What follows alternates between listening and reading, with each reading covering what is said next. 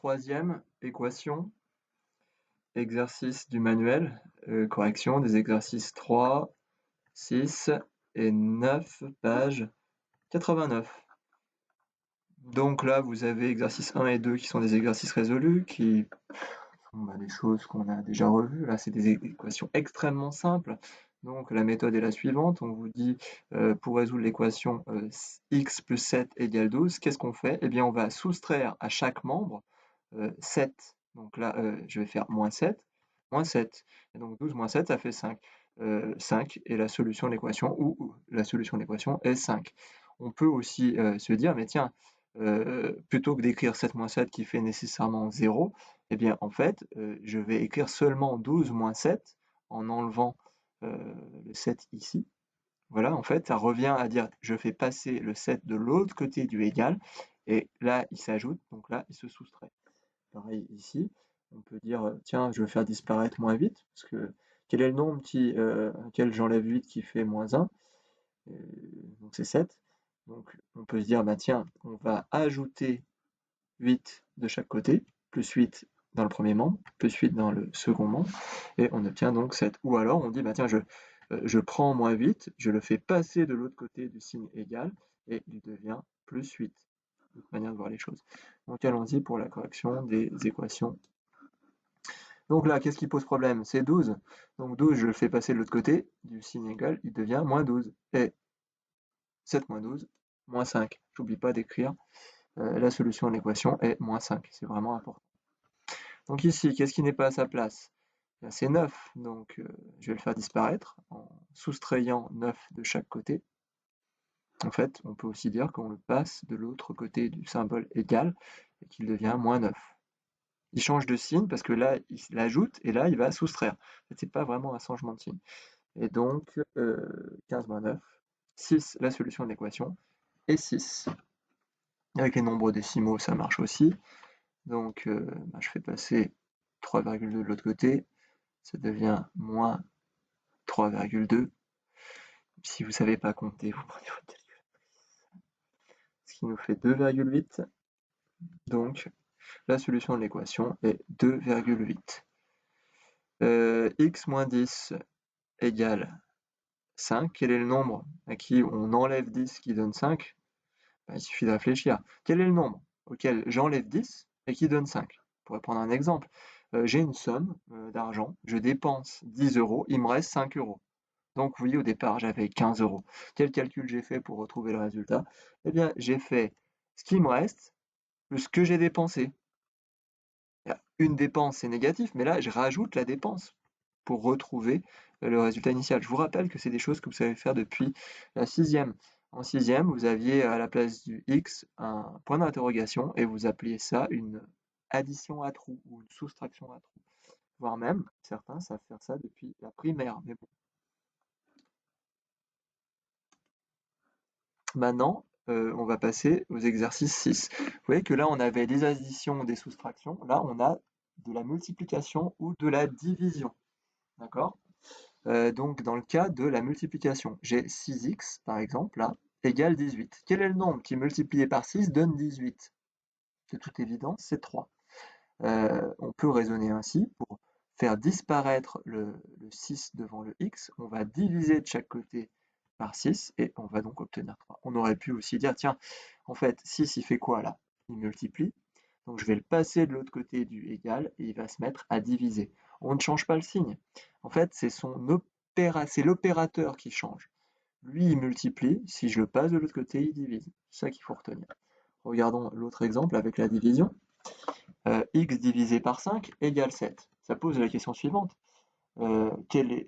J'ai une certaine somme de bonbons. J'ai un nombre de bonbons. Je divise en 5 par égal et j'obtiens 7 bonbons. Quelle était ma quantité de bonbons au départ? C'est évident, c'est 35. Parce que 35 divisé par 5, ça fait 7.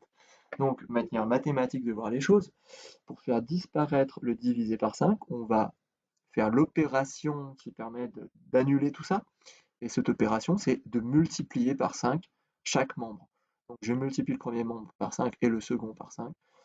Quand je multiplie par 5 ici, et que je divise là, eh bien en fait, ça s'annule. Si x je le divise par 5 et qu'ensuite je le multiplie par 5, eh bien ça reste x tout seul.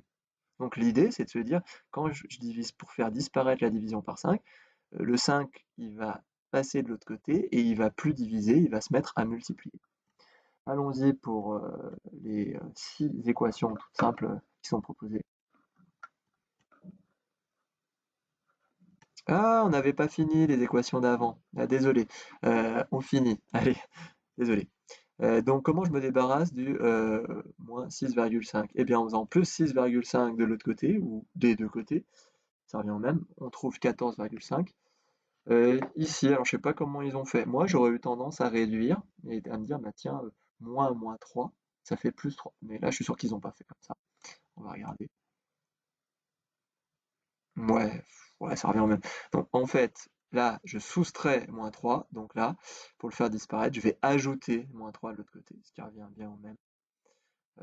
X égale 5. On aurait pu dire, bah tiens, ça fait moins 3 plus 3. Donc bah, je fais moins 3 de l'autre côté. 8 moins 3, ça fait bien 5. La solution de l'équation est 5. Donc revenons à notre exercice 6, hein, qui était l'illustration de soit c'est multiplié, si c'est multiplié, on divise. Si c'est divisé, on multiplie. C'est ça qu'il faut retenir. Euh, donc là, quel est le nombre qui multiplié par 2 donne 11? Enfin, c'est 5,5, parce que 5,5 fois 2, ça fait 11. Quel est le nombre qui multiplié par moins 4 donne 13? Eh bien, on va aller diviser 13 par 4. Eh bien non, pas par 4, par moins 4. Si on ne sait pas faire de tête, eh bien on prend sa machine. C'est quand même pas compliqué, oui, oui, oui. Je sais, pour certains, c'est un drame. Donc 13 divisé par moins 4, ça fait... non, bah, elle marche pas la machine. 13 divisé par 4, ça fait 3,25. Donc ça fait moins 3,25. Si vous voulez laisser moins 13 quarts, il n'y a pas de problème. C'est une fraction irréductible. Ici, on va bien prendre sa machine.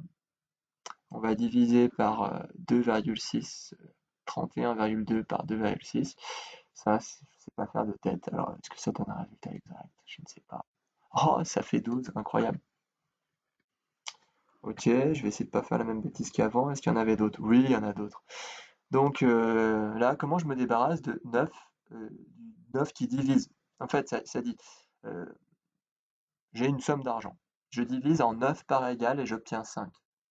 Enfin, de toute évidence, pour retrouver euh, la somme de départ, il faut multiplier par 5, parce que j'ai voulu faire 5 paquets égaux. J'ai voulu faire 9 paquets égaux de 5. Donc 5 fois 5, 45, la solution de l'équation. Et 45, si vous voulez, on peut faire la vérification, hein. C'est tout simple. Je vérifie, donc je remplace x par 45. 45 divisé par 9, ça me donne bien 5. Donc c'est bien la bonne solution. Ici, ben, on va passer 12 de l'autre côté et il va plus diviser, il va se mettre à multiplier. Et ça nous donne moins 84.